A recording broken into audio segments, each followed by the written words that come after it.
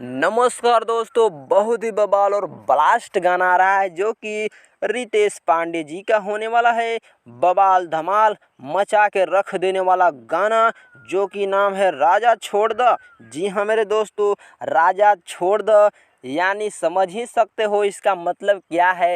राजा छोड़ द के मतलब क्या होता है आप समझ सकते हैं। गाना को गाए हैं रितेश पांडे, वीडियो गाना में नजर आने वाले हैं श्वेता मेहरा और म्यूजिक दिए हैं धर्मेंद्र चंचल। गाना लिखे हैं मांझी में। तो बवाल धमाल गाना होने वाला है जो कि ये रितेश पांडे का गाना होने वाला है।